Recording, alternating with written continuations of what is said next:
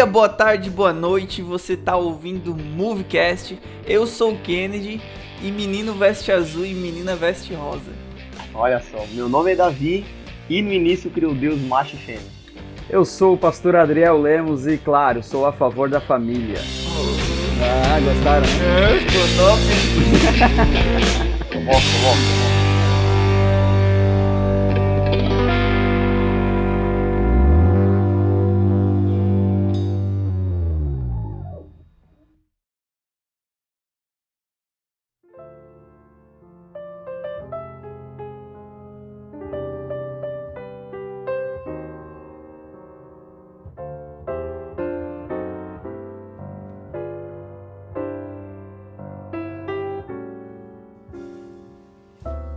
Então, pessoal, para esse podcast, para esse nosso episódio número 5, a gente convidou o pastor Adriel Lemos para estar com a gente, né? Além de pastor, ele é escritor, enfim, ele vai se apresentar, mas a gente convidou ele para falar um pouco com a gente aí sobre ideologia de gênero e também se basear um pouco aí no livro que ele escreveu, saiu esse ano pela CPAD. E, pastor, é um privilégio aí o senhor estar com a gente, é muito bom mesmo a gente ter o senhor aí com a gente para conversar um pouco sobre esse assunto, que na verdade é um assunto que o senhor, né, digamos assim, que o senhor manja, né, que escreveu o livro aí recentemente, e a gente queria que o senhor se apresentasse, se apresenta um pouco aí pra gente, conversa um pouco aí, fala um pouco sobre o senhor aí, depois a gente vai escorrendo sobre o assunto aí. Fechou, rapaziada. Primeiro, muito obrigado pelo carinho, pelo convite, pela oportunidade de estar aqui com vocês nesse podcast. E espero que esse conteúdo chegue aí para muita gente, muitos jovens, Brasil e mundo, para poder abençoar esse povo. Então, eu sou pastor, tenho 34 anos, sou casado, tenho um filhinho maravilhoso, lindo, a cara do pai, claro, né? E trabalho aqui na Assembleia de Deus em Criciúma já há alguns anos. Sou formado em psicologia, estou fazendo uma pós-graduação na área de gestão de pessoas e tenho 2 livros escritos e dois com participação, na verdade.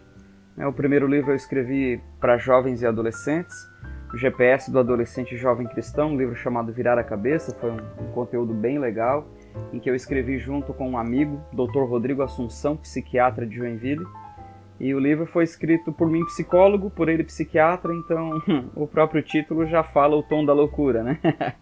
Virar a Cabeça. E o segundo livro, né, com a qual você fez menção, Ideologia de Gênero, entendendo o que é e qual a sua responsabilidade. Eu e o pastor Robson é de Brasília, líder geral de jovens lá da UNADEB. A gente escreveu esse conteúdo para direcionar um alerta a toda a liderança, aos pastores, à igreja, à família brasileira, né, trazendo luz a esse tema atual, importante e, de certa forma, um tema que traz confronto sobre a doutrina básica do cristianismo, que é a família, né? O ensinamento básico, a base, o que é basilar do cristianismo, que é a família. Os estudos de gênero estão trazendo questionamentos, então eu fico feliz em estar aqui com vocês e poder compartilhar esse conteúdo, sabendo que vai ser bênção de Deus. Bênção. O pastor, olha só, só pra gente poder entender um pouco essa questão da ideologia de gênero, que na verdade é uma questão que, digamos assim, que é uma questão nova, né? Não é algo que tem se tratado aí a coisa de 20 anos atrás, é coisa muito recente. Isso tem acontecido e tem surgido principalmente aí, digamos assim, por esses novos movimentos de minoria e tudo mais. Sim. Que querem ter uma autorrepresentação, né? Não somente no meio da sociedade, mas também uma representação política. E, digamos assim, que seja um assunto que é novo, e é novo, né? Mas eu queria saber com o senhor, só para conversar com a gente aqui, como nasceu esse livro, né? E como ele veio a existir, né? Qual foi a motivação para poder escrever esse livro? Então, no Brasil a gente vem acompanhando essa luta já há alguns anos, né? Eu não quero fazer aqui apologia a nenhum partido político e tampouco quero criticar qualquer outro partido, mas é notório, não precisa ser muito entendido de questões políticas para saber que o Brasil foi governado por um partido de esquerda durante alguns anos, né? E nesse período, tendo em frente do Ministério da Educação, em frente do Poder Judiciário, Legislativo, em frente pessoas que defendiam a liberdade, né, uma liberdade entre aspas, e a gente vai falar sobre isso no transcorrer do podcast, mas tendo pessoas que defendem a diversidade, né, entrou no Brasil essa onda, né, esse entendimento, esse questionamento de gênero. E isso começou a se espalhar nas escolas, nas famílias, na sociedade, no campo científico, no campo legislativo.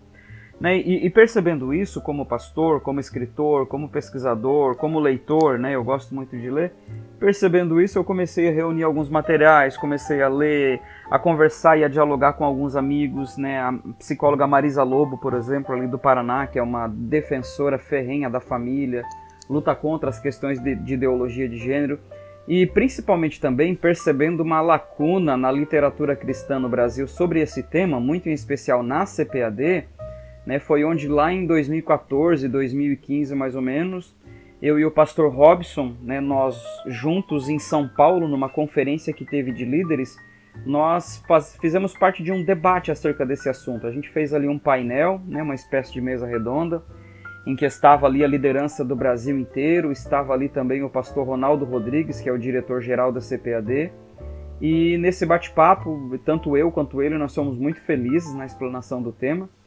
E após o diálogo, né, o pastor Ronaldo, que é o diretor da casa, da CPAD, nos procurou e nos formulou o convite para a escrita. Então, o livro nasceu da necessidade que a CPAD tinha de ter um conteúdo nessa área, né, e também pela ansiedade, pelo desejo que tanto eu quanto o pastor Robson nós temos no sentido de trazer luz a esse tema, né, trazer discussão para um tema que até então, como você mesmo falou, era novo, né? Porém, nos últimos anos, esse novo ele se tornou extremamente difundido, conhecido. Né? Então, digamos que pegou a igreja de surpresa, pegou as famílias de surpresa, porque, né, trouxe uma demanda que até então não se tinha. Né? E a igreja e as famílias ficaram perdidas, sem saber como lutar, sem saber como lidar com isso. Então, o livro veio para trazer essa resposta, a resposta a uma lacuna que existiu na literatura cristã. Sim, e isso é uma verdade, porque é muito difícil, na verdade, há algum tempo depois que esse assunto começou a repercutir, né, tanto no meio da sociedade como no meio político, era muito difícil a gente achar algo específico sobre ideologia de gênero. A gente achava, assim, mas eram mais textos, eram artigos, ensaios relacionados a isso, alguns vídeos, mas não algo denso, né, não algo que realmente a gente pudesse ter toda uma perspectiva, toda uma visão geral sobre o assunto. Sim. E ainda mais uma visão baseada numa cosmovisão cristã, né? Então, entrando no assunto, né, para a gente conseguir entender, conseguir perceber a ideologia de gênero, o que então significa ideologia de gênero? O que seria a ideologia de gênero? E baseado nisso, qual é a proposta da ideologia de gênero? Tá, deixa eu primeiro explicar um detalhe, Davi. Ideologia de gênero é um termo mais cristianizado, tá? Uhum. Quando a gente vai para a academia, quando a gente vai, né, para o mundo científico, quando a gente vai para o campo científico, esse termo ideologia de gênero ele não é tão conhecido. Por quê?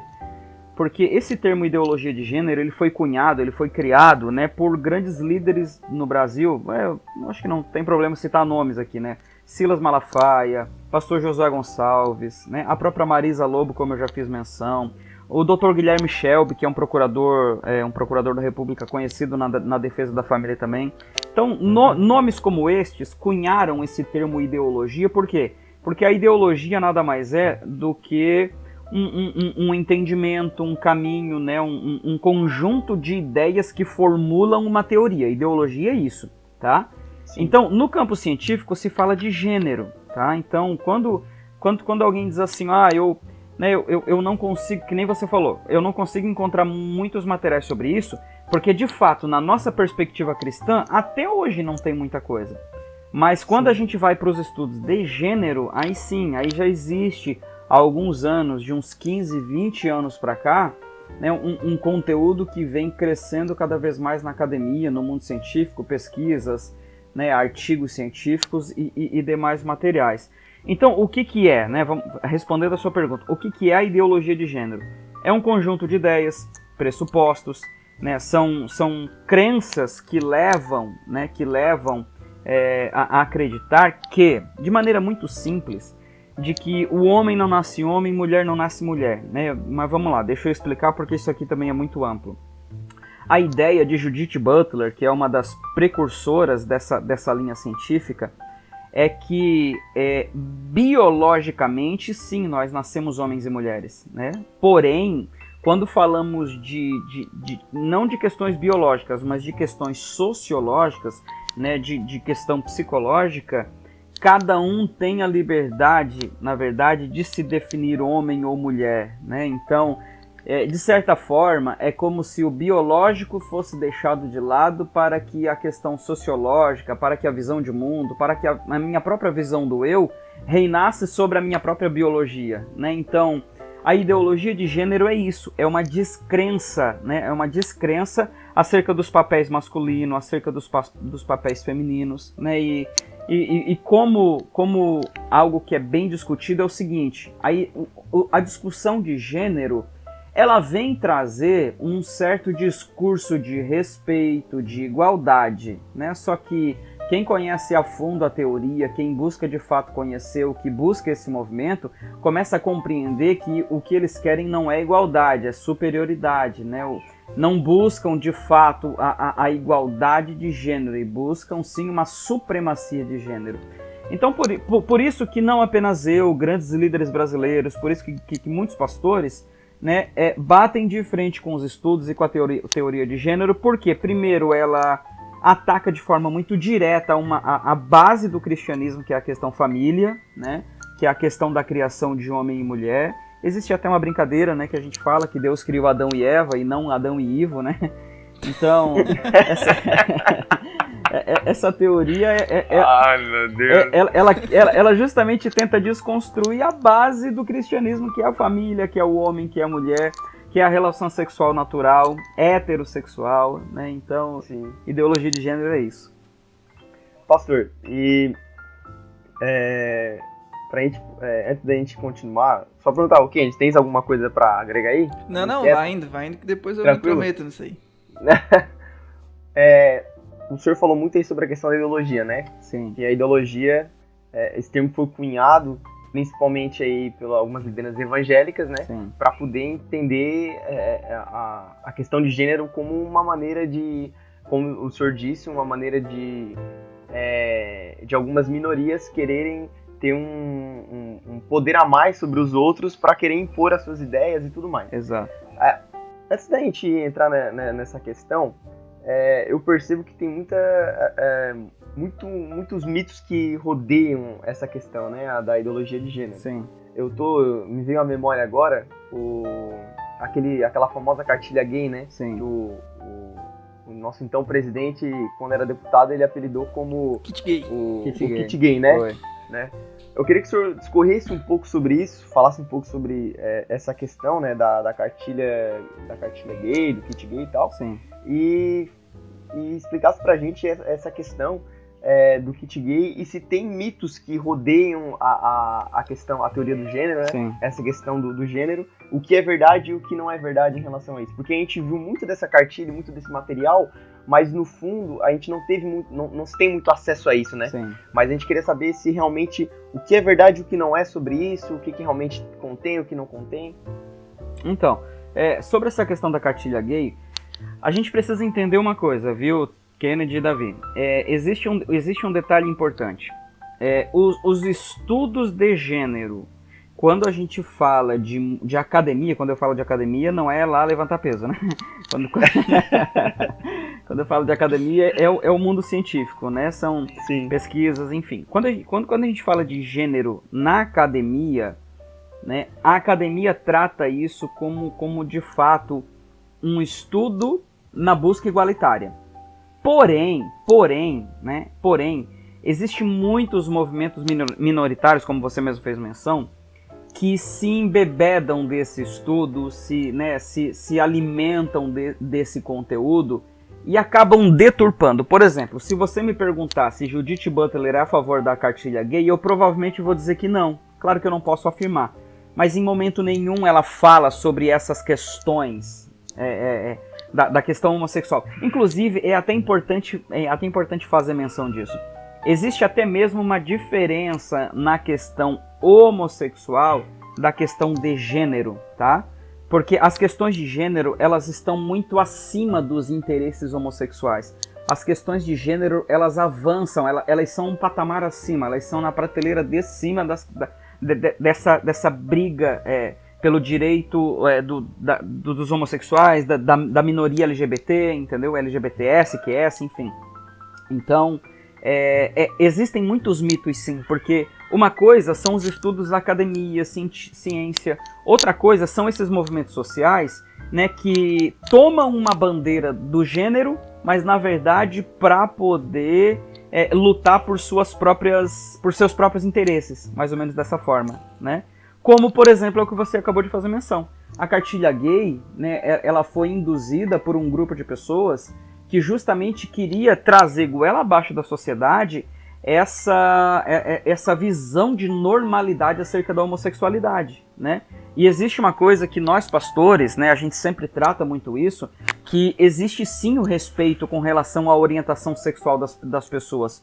O que nós não respeitamos é a ideia de forçar a sociedade a entender ou até mesmo incentivar a homossexualidade. Porque uma coisa é eu ver eu ver de forma respeitosa. Outra coisa é a gente engolir, né, a gente ter goela abaixo um conteúdo que traz incentivo para as nossas crianças, né? Então, essa foi a questão do kit gay. Então, existe sim muitos mitos que envolvem o gênero e principalmente existem muitas pessoas que tomam essa luta para si, porém com seus próprios interesses. Muitos movimentos, por exemplo, o movimento feminista é um deles. O movimento feminista toma para si essa discussão do gênero, mas trazendo interesse próprio na própria luta, entendeu? Então, junta-se, né, nesses movimentos as questões de gênero, de feminismo, de homossexualidade. Infelizmente, né, se a gente tiver mais tempo, a gente fala isso mais pra frente, junta-se nesse movimento até mesmo aqueles que defendem a pedofilia, defendem zoofilia, porque são questões que estão, de certa forma, intimamente ligadas quando nós falamos de liberdade sexual, né? Porque o cunho desses estudos e da ideologia de gênero é justamente isso, a liberdade sexual. Só que essa liberdade sexual ela precisa ser trabalhada para que não seja uma enxurrada na sociedade sem que haja, né, enfim, não vou dizer um entendimento, mas que haja maturidade da sociedade das pessoas que estão recebendo esse conteúdo. Uhum. Pastor, olha só, a gente sabe, né, que a ideologia de gênero ela começou a ficar notória no Brasil desde a última eleição para presidente, né? Que foi ali quando o Bolsonaro foi até com a revistinha lá no Jornal Nacional para mostrar essa questão, e ele usou muito esse termo da ideologia de gênero junto com a questão do kit gay, né? Foi. Só que a gente sabe que antes disso já existia a ideologia de gênero faz tempo, né? Não a ideologia de gênero, assim como o pastor mesmo disse, que o estudo sobre gênero, né? Mas o pastor consegue falar pra gente como que começou realmente de maneira histórica, onde começou essa questão do estudo sobre gênero e quem é que começou essa questão de duvidar se o homem é homem e se a mulher é mulher? Então, na verdade, assim, Kennedy, se a gente for falar de questão de influência histórica, a gente tem que voltar lá ainda em Karl Marx, entendeu? Por quê? Porque Karl Marx, de maneira bem simples, porque obviamente a gente não tem como discorrer sobre isso num podcast de 1 hora, mas se a gente for entender o movimento que Karl Marx iniciou, né, a gente vai começar a compreender o quê? Que lá nesse movimento a família já era questionada, né, porque uma das frases extremamente conhecidas de Marx e Engels, o que era? Abolição da família, né?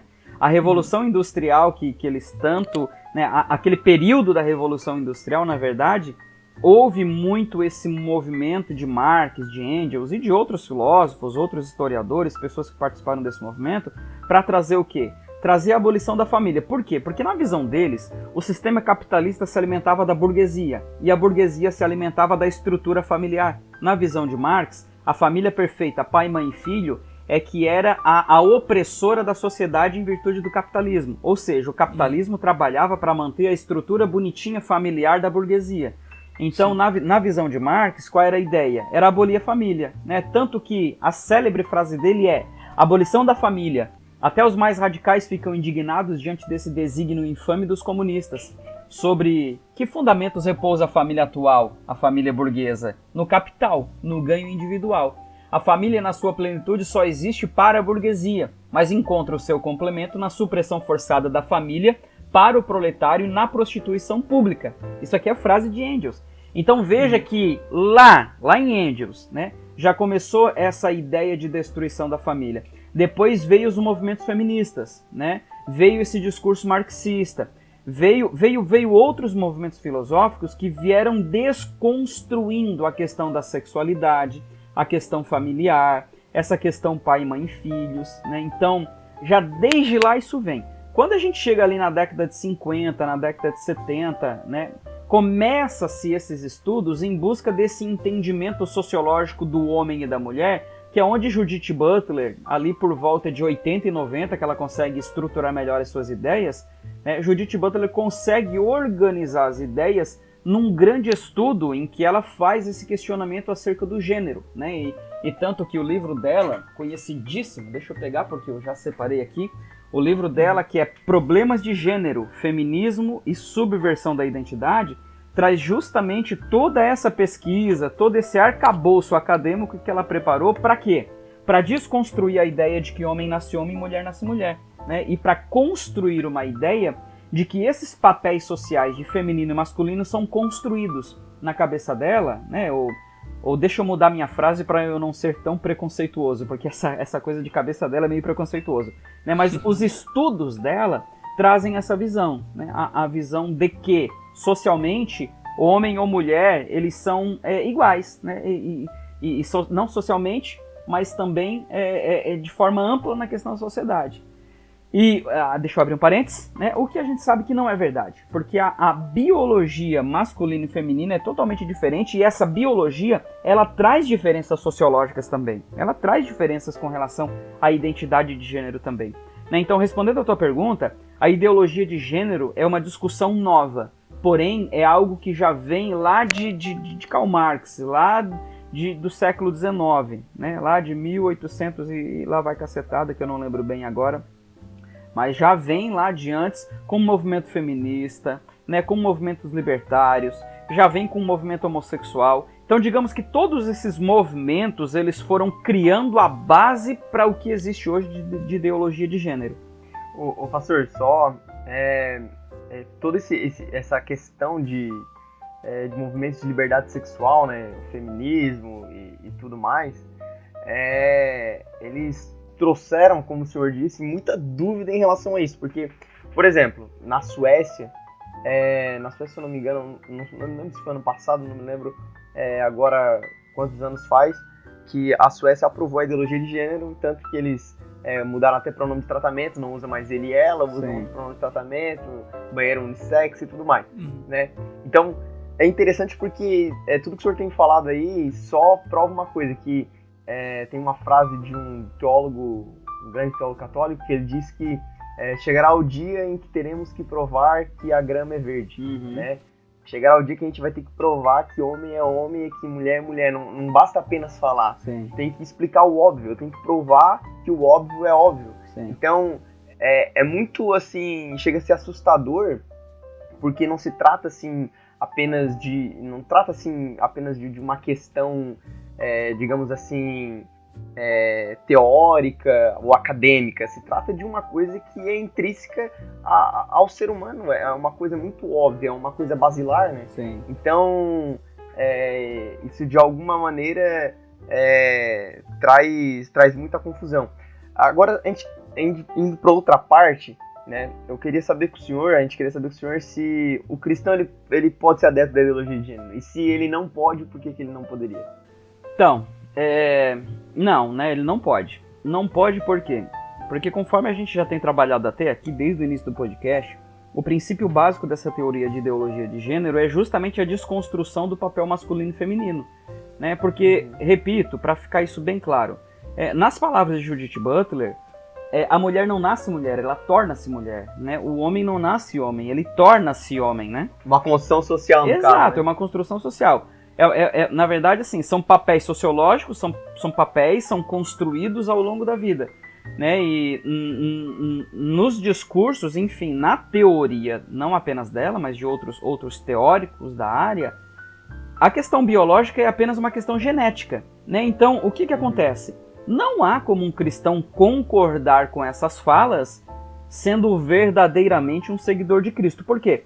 Porque a gente vai ver lá em Gênesis que Deus criou o homem e Deus criou a mulher. Nós vamos perceber que Deus criou o homem, que Deus criou a mulher, e foi Deus que criou a relação monogâmica, heterossexual e patriarcal. Claro que quando a gente fala de relação patriarcal, eu sei que essa frase ela é muito carregada de preconceito hoje em dia, né? Mas o fato é que, biblicamente, nós não podemos fugir daquilo que Deus criou, o homem como cabeça do lar. Isso de nenhuma maneira é preconceituoso no sentido de trazer desprestígio para a mulher, né? Muito pelo contrário. Por quê? Porque um homem cristão, sábio e coerente com a palavra de Deus, ele vai entender que ele tem que dar honra à mulher por ela ser o vaso mais fraco, ser mais frágil. E é interessante porque biologicamente a gente sabe disso, né? Que a mulher ela é mais frágil do que o homem. Então, no meu ponto de vista, né, e sendo bem categórico na minha fala, não há qualquer possibilidade para que um cristão compartilhe da mesma visão da ideologia de gênero, né? Eu abro um parênteses para dizer o seguinte: o cristão ele precisa sim respeitar toda e qualquer decisão que uma pessoa tome, né? Porque respeito é a base do cristianismo. Eu ministro muito sobre isso, em que eu ministro contra a homossexualidade, porém, quando a gente trata de alguém que assim a escolheu, a gente precisa respeitar essa pessoa, né? Então, respondendo a sua frase, né, a sua fala, não tem como um cristão concordar com essas teorias, não. Indo em questão com o que vocês estavam falando ali da construção social, né? A gente também pode entrar, então, se eles dizem que a ideologia de gênero, né? Que o sexo, que o gênero de uma pessoa não é definido pela biologia e sim pela construção social, então a gente também pode ter a desconstrução social, né? Então, nesse caso, está aprovado o projeto da cura gay, que é a reorientação sexual do indivíduo. Então, a gente já pode aí mandar direto para Brasília esse podcast, porque a gente trouxe aqui uma verdade dita. Boa, boa.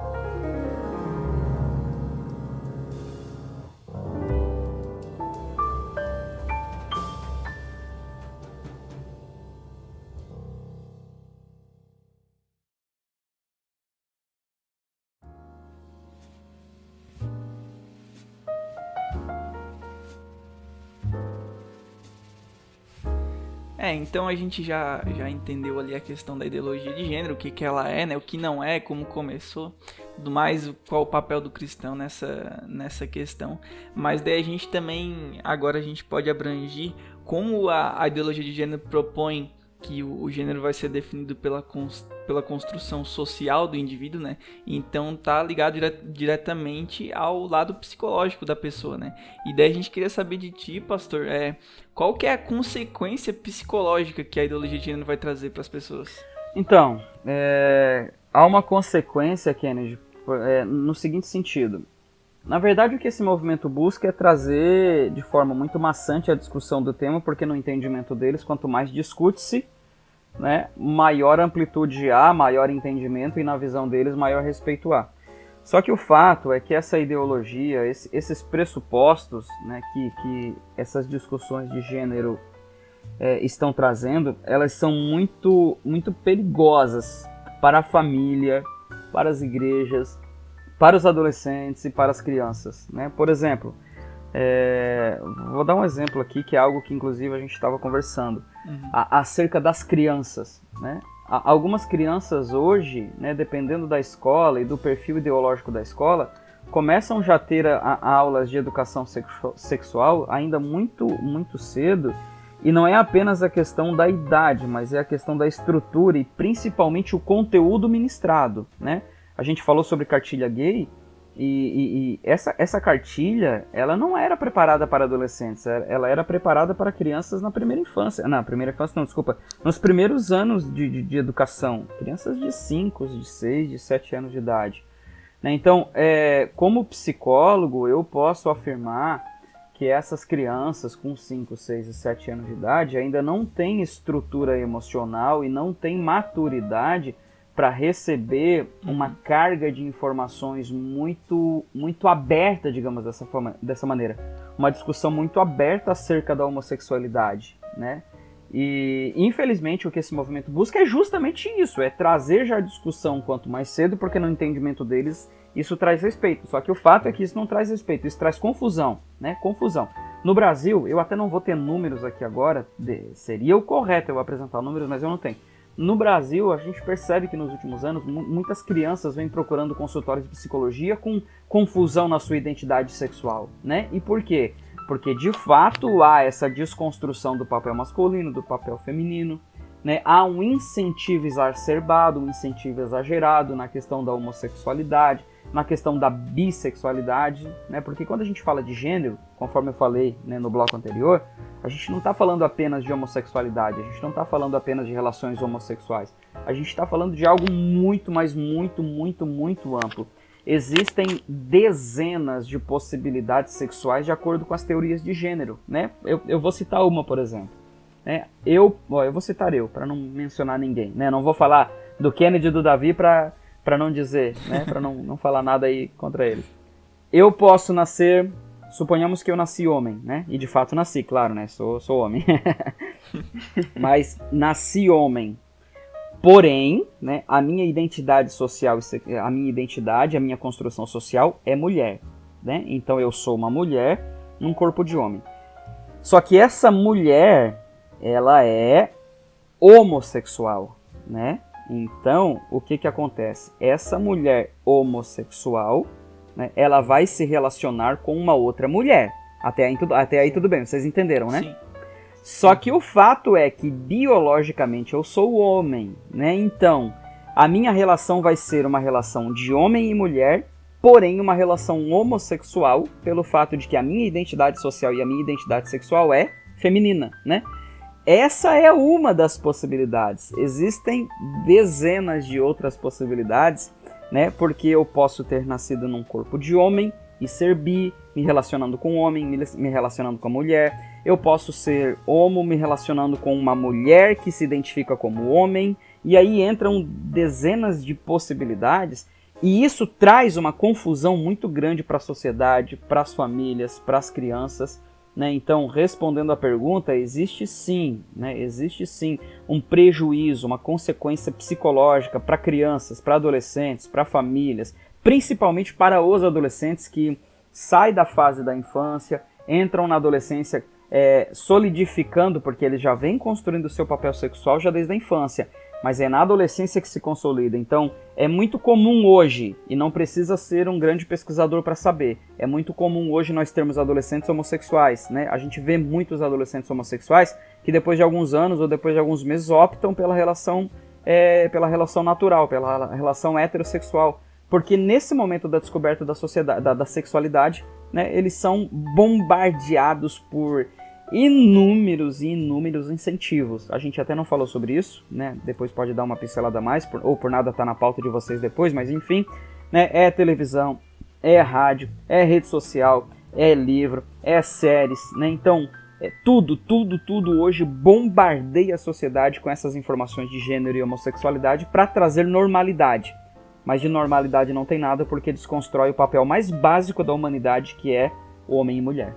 É exatamente isso, pastor, porque o senhor comentou ali sobre a questão dessa questão de, por exemplo, dessa crise de identidade, né, que o adolescente, o jovem, ou até mesmo a criança tem, por conta de toda essa influência que desde de criança, enfim, desde de ter idade, já começam a ter. Tem até casos, né, que a gente vê de pais que levam isso tão a sério, né, nessa questão do gênero, ao ponto de quando a criança nasce, não põe um nome específico na criança, por exemplo, um nome feminino, um nome masculino, mas põe um nome neutro para que depois a criança, quando atingir uma certa idade, ela consiga escolher ali qual é a opção sexual dela, Sim. enfim, tudo mais. Sim. O senhor não acha que essa questão de gênero, ela não abrange, por exemplo, muito a questão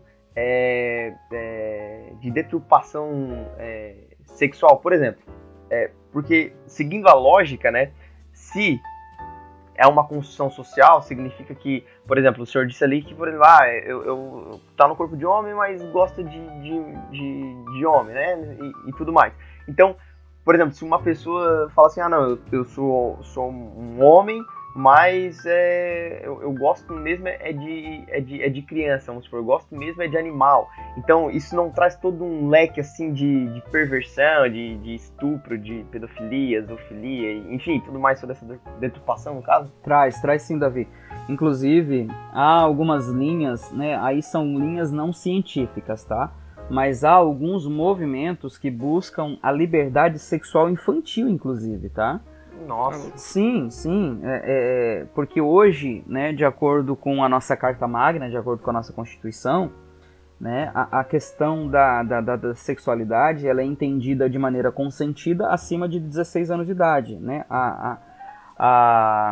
Enfim, uma pessoa torna-se adulta, me fugiu a palavra aqui agora, mas a pessoa torna-se adulta hoje no Brasil com 18 anos, né, responsável pelos seus próprios atos.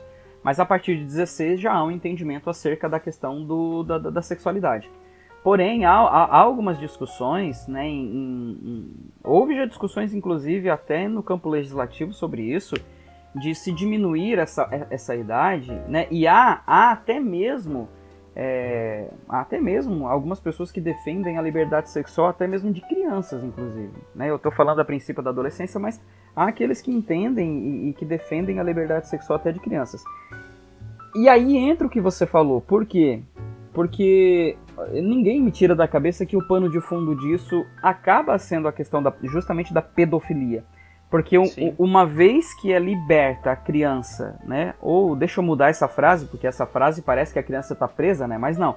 Uma vez que a criança tem essa liberdade, né? Que ela tem essa autorização por lei, etc., enfim, da sua liberdade sexual, né? Abre-se um leque muito grande para essa perversão sexual da pedofilia, né? E existem outros movimentos que trazem esse entendimento de liberdade da zoofilia também. Então, respondendo a sua questão, é como eu falei lá no início, né? Judith Butler e outros teóricos, né? Eu não sei falar o nome dessa mulher de maneira bonita, porque eu não falo muito bem inglês, mas Simone de Beauvoir. Simone de Beauvoir. Beauvoir, isso aí mesmo. Né? Quem fala inglês é chique, né? Simone de Beauvoir, ela é também hoje uma grande teórica nessa área. E elas, né, Judith e Simone, elas não são defensoras desse tipo extremo de liberdade sexual, entendeu? Porém, é aquilo que eu falei. Existem movimentos que bebem nesse cálice e que acabam tomando para si a luta com interesses próprios. Né? Então, é muito perigoso, né? É muito perigoso essa liberdade sexual, porque ela traz consequências, né? Então, por isso que muitos pastores, por isso que a igreja hoje luta contra isso, porque a gente entende que essa é uma desconstrução da sexualidade natural criada por Deus, né? Repito o que eu já falei, Deus criou Adão, Deus criou Eva, Deus criou o homem, Deus criou a mulher. Essa é a criação perfeita de Deus. O que vocês estavam conversando ali, principalmente a respeito da liberdade sexual em crianças, cara, isso aí tu vê que eles não estão recusando somente o fator biológico de macho e fêmea, mas estão recusando também o fator biológico do próprio desenvolvimento do cérebro, porque uma criança ainda não tem o cérebro completamente maduro para tomar determinadas decisões. Isso aí vai amadurecendo com o tempo, né? O cérebro começa a ficar praticamente maduro ali, a criança já está praticamente entrando na fase de adolescência e só fica totalmente maduro dos 20 anos para frente. Isso aí é científico, né? Estudos comprovam isso, né? Na verdade é assim, Kennedy, né? A mulher é ali pelos 20, o homem é depois dos 40, né? Na verdade, o homem é uma eterna criança, né? Brincadeiras à parte, tá? Mas daí aí entra a questão de que A gente até queria conversar. Qual que é o papel da família e da igreja nessa situação, né? Nessa questão da ideologia de gênero. Qual que é o papel que a gente tem que ter nessa situação? É um papel de defesa, viu, Kennedy? Porque é o seguinte, ó. É utópico pensar que isso um dia vai acabar. Eu acho engraçado, e eu vejo algumas rodas de discussões de pastores lutando e defendendo e tal, e isso não vai acabar nunca, muito pelo contrário. Boicotar, né? Vamos boicotar. Não vão conseguir nunca, porque corta-se aqui uma perna, inicia outra, estanca-se aqui um sangramento, vai começar outro. Inclusive, né, aqui na nossa própria cidade, em Criciúma, a gente, né, graças a Deus, conseguiu colocar ali um vereador cristão, né, um jovem pastor, e ele vai ter uma luta muito grande porque da bancada que foi eleita ali, né, dos vereadores nossos aqui da cidade de Criciúma, Santa Catarina, existem alguns ali que de forma muito declarada e de forma muito aberta defendem, né, esses movimentos minoritários. Então, o papel da família, né, é muito importante no cuidado, né? O papel da família, ele torna-se um papel de cuidado. Pai e mãe tem que entender que a família é o nosso maior patrimônio, né? Isso é bíblico. A família foi criada por Deus como nosso maior patrimônio. Então, homens e mulheres cheios de Deus e que buscam em Deus, né, o centro para o lar, precisam entender que precisam resguardar as suas famílias desses movimentos, desses entendimentos, né, e principalmente desse lixo cultural que a gente vê hoje difundido em redes sociais, internet, né, televisão, rádio, enfim, streaming, porque hoje nem é tanto televisão, são serviços de streaming como Netflix, etc. Então, a família tem, né, uma lição muito importante. Por exemplo, no meu livro, de forma bem rapidinha, a gente colocou alguns detalhes, né? Primeira coisa que a família precisa fazer é fechar as portas para a ideologia de gênero em casa, que é o que eu acabei de dizer. De que forma? Com amor, com cuidado, com diálogo, com respeito, fechando a casa, entendendo, instruindo os filhos, dialogando, porque de maneira nenhuma um pai e uma mãe vão conseguir fechar a casa sem que seja através do diálogo, né? Outra coisa, a educação recai sobre a família, né? A gente sempre brinca, nós pastores, dizendo que família educa, igreja congrega, né? Tem muitos pastores que jogam a criança lá na salinha infantil achando que a professora infantil vai educar essa criança, e não é. A responsabilidade da educação é familiar. Sim. Homem e mulher precisam tomar para si a responsabilidade dessa educação. Aí vem a célebre frase conhecida do Dr. Guilherme Shelby, que família educa, escola ensina, né? Então, a escola tem o papel de ensinar, agora a educação ética, religiosa e sexual é familiar e ponto final. A Carta Magna, a estrutura legislativa brasileira, me dá esse direito de, como pai, de como mãe, educar o meu filho conforme a orientação sexual dele. Então, o papel da família, ele é resguardar, é cuidar, é educar, né? É blindar a casa, é blindar o lar, para que esse tipo de ensino, né, não venha a ser jogado dentro de casa. E por último, só para encerrar aqui, os pais precisam compreender as leis que estão a favor, né? Então, os pais têm o direito, né, a ter ciência do processo pedagógico nas escolas, a entender o que o filho está estudando. Eu sei que tem muitos pais que não têm direito, não têm condições de colocar o filho numa escola particular, colocam na escola pública, né? Mas é direito desse pai na escola pública ver a proposta curricular e educacional dessa escola para ver o que o filho está aprendendo, né? É direito da família ter os seus valores culturais, é direito da família ter os seus valores religiosos respeitados. Então os pais precisam compreender que tem esse direito, né? Que tem esse arcabouço de leis a favor da família para a defesa, né, daquilo que a gente acredita. Então esse é o papel da família, né? Já o papel da igreja, sendo sucinto aqui também para não ser muito longo nas minhas respostas, mas o papel da igreja é instruir a família com relação a essas lutas, porque as famílias por si só muitas vezes não são munidas de ferramentas, né, para essas lutas. Então o papel da igreja, o papel do pastor, o papel de toda a liderança cristã é trazer instrução para essa batalha, porque de fato é uma batalha espiritual, é uma batalha ideológica, é uma batalha legislativa, é uma batalha que se trava na Câmara de Vereadores, na Assembleia Legislativa, né? É uma batalha que se trava lá em Brasília, né? Então, a família, a igreja, tem uma responsabilidade cristã muito grande, né, de cuidado, de instrução e de amor para com os nossos filhos e adolescentes para blindar a nossa casa com relação a esses ensinos. Seguindo ainda nessa questão de papel, né? Há uns anos atrás aí, a Judith Butler, né, que foi a que a gente estava conversando até agora, né?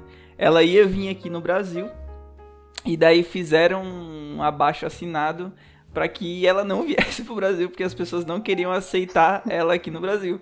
Aí 320 mil pessoas assinaram esse abaixo-assinado para que ela não entrasse. E quando ela chegou no aeroporto, muitas pessoas foram lá para hostilizar ela, simplesmente porque ela iria vir aqui para fazer uma palestra, né? E isso é ridículo, isso aí não deveria ser feito, né? Vai justamente de encontro à questão do respeito, né? Por mais que a gente tenha que defender aquilo que a gente acredita, eu não posso pegar e denegrir e hostilizar o meu próximo simplesmente porque eu não concordo com o que ele tá falando, né? Tem que ter uma discussão saudável ali. E daí entra a questão justamente que é mais uma parte do papel, né? Qual que é o nosso papel como cidadão em relação à ideologia de gênero? Sim, só reforçando ali a sua fala acerca dessa hostilização, né, da Judith quando esteve aqui no Brasil, é justamente aquilo que eu falei há uns minutos atrás acerca desse respeito, né? Não concordar não significa dizer que eu não respeito, né? Não concordar significa dizer que eu tenho uma visão diferente. Agora, essa minha visão diferente, ela precisa ser apresentada no campo das ideias, né, no campo das pesquisas, numa discussão educada, ética, porque é isso que a Bíblia nos ensina, né? Então eu também não concordo, desaprovo de maneira total a questão do desrespeito para com essas pessoas. As lutas, conforme eu já fiz menção, são no campo ideológico, né? Por isso que alguns dias atrás, na igreja que eu pastoreio, no qual vocês dois fazem parte, né? Tenho o prazer de ter vocês dois como minha ovelha. Vocês lembram muito bem que alguns dias antes das eleições eu frisei várias vezes, né, que tão importante quanto nós orarmos pela direção do Brasil é nós escolhermos as pessoas certas que vão nos dirigir, né? Vocês lembram disso e eu quero deixar isso claro no podcast, que de forma nenhuma a gente direcionou as pessoas para votarem em candidato A ou B, mas sempre trazendo luz que nós precisamos de representação política, né? E essa é a questão, porque não adianta ir lá hostilizar uma pessoa no aeroporto, não adianta cancelar uma palestra por falta de segurança porque os crentes ou os defensores da família estão lá hostilizando. Isso não é ético, né? Quer dizer, nós estamos brigando justamente porque eles são desrespeitosos com a nossa crença, mas nós somos desrespeitosos com relação à opinião deles. Então é muito contraditório isso. Então a nossa luta é no campo das ideias, é no campo das pesquisas, a nossa luta é dentro da nossa família, né? Então, respondendo a sua pergunta, qual é o papel do cidadão e o papel da sociedade? O papel da sociedade é, primeiro, aquele que acredita na família, conforme eu já fiz menção, fiscalizar, cuidar, averiguar, participar das decisões do dia a dia do seu município, do seu estado. Porque não adianta eu ficar sentado no sofá da minha sala, comendo, bebendo e reclamando de política, reclamando dos políticos, reclamando da legislação, se na hora de escolher eu escolho errado, se na hora que tem uma sessão a ser discutida eu não participo, se na hora que tem uma palestra a ser trabalhado o tema eu não faço nada. Quer dizer, tem muita gente de braços cruzados reclamando da vida. Então o papel do cidadão é participar, escolher, né? Apesar de que agora já escolheu quem representa. A próxima eleição é daqui a 2 anos. Mas o fato é que a gente precisa escolher quem nos representa, participar do dia a dia da sociedade. Os pais, por exemplo, participar da proposta educacional das escolas, porque há essas discussões nas escolas. Anualmente os professores abrem, né, para as discussões junto com os pais acerca das propostas extracurriculares. Então, como cidadão, nós precisamos, né, tomar conhecimento disso, criar mobilizações sociais, participar de movimentos sociais, participar de marchas em defesa da família, participar de movimentos que defendam, né, a sexualidade sadia. São tudo coisas que, como cidadão, a gente precisa participar, entender que as leis estão ao meu favor, né? Hoje ainda estão. E por que eu digo ainda? porque existe um bombardeio legislativo para tirar essa liberdade que temos hoje de expressão de opinião, né? Por exemplo, nós estamos aqui num podcast que vai ser lançado na internet, que é um Mundo Sem Fronteiras, sim, e por mais que alguém não goste do que a gente esteja aqui falando, nós temos liberdade para isso. Alguém pode entrar com uma ação? Pode, só que essa pessoa vai entrar com uma ação e a gente vai ter todo o direito e ampla defesa, porque de forma nenhuma estamos sendo desrespeitosos. Mas dependendo das leis que forem aprovadas, eu, como pastor, vou ter que pisar em ovos no momento em que eu ensinar a minha igreja sobre sexualidade. Por quê? Porque se eu disser que a sexualidade correta é homem e mulher, alguém pode entender que eu estou sendo preconceituoso e abrir um processo contra mim. Então, o papel do cidadão hoje é esse, de fiscalização, de cuidado, de participação. Repito, e me perdoem meninos se eu vou ser muito enfático, mas tem gente que precisa tirar o popozão do sofá e participar do dia da sociedade para não ficar reclamando depois. Porque tem gente que é assim, reclama de tudo que acontece na vida, mas na hora que tem oportunidade para fazer alguma coisa diferente, fica de braços cruzados. Até porque quem não se posiciona é posicionado, né? Exatamente, né? Quem não busca representação, por alguém será representado. Ah, eu não vou votar. Beleza, mas saiba que você vai, né? Alguém vai ser eleito para representar você. Então, é um princípio simples da sociedade. Se de fato eu quero o fortalecimento da família, eu preciso fazer, né, para tal. E fazer para tal é participar do dia a dia. O papel do cidadão é importante porque é o cidadão que faz a sociedade, não são os políticos. Os políticos são nossos representantes, né? Então, se eu escolho bons representantes, eu vou ter uma boa sociedade. Agora, se a representação ela não é adequada, infelizmente isso se reflete na própria sociedade em si. Perfeito.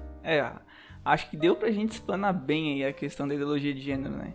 E eu queria só fazer um adendo aqui, depois de toda essa nossa discussão aí a respeito da ideologia de gênero, eu queria já deixar publicamente que eu vou me tornar adepto da ideologia de gênero e a partir de hoje o meu cachorro é um gato. Eu não quero mais que ele seja um cachorro e é isso aí. E todos precisam te respeitar, né? Exatamente.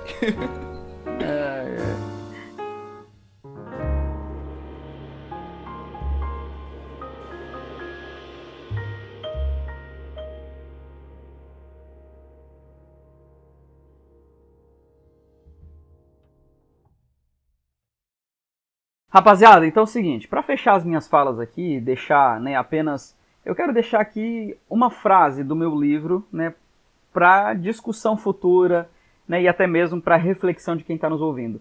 Um capítulo, na verdade, desculpa, não é um capítulo tão grande não, um parágrafo do meu livro para que isso sirva de discussão e pensamento, tá? Diz assim: infelizmente, em todas as lutas, quando o real objetivo se desvirtua por sua militância, perde-se a verdadeira busca e essência empreendida. E assim é com o feminismo e com as discussões de gênero atual. Aliás, permita-me aqui esclarecer que nenhum de nós, autores, pastores, né, somos contra essa luta pelos direitos da mulher, pelos direitos, né, dos homossexuais. Muito pelo contrário. Só que é inadmissível concordar com uma militância, né, que ocorre hoje, nos dias atuais, em que seios e nádegas amostram ganham maior valor e relevância na luta do que até mesmo os pressupostos e as ideias. Ou seja, né, não são as minhas ideias que são importantes na luta pelos meus direitos, é os meus seios e as minhas nádegas à mostra. É inadmissível que o debate inteligente dê lugar a ações deploráveis já vistas como a de defecar em locais públicos ou até mesmo introduzir símbolos religiosos em orifícios das regiões íntimas. A minha pergunta é dessa forma que querem respeito?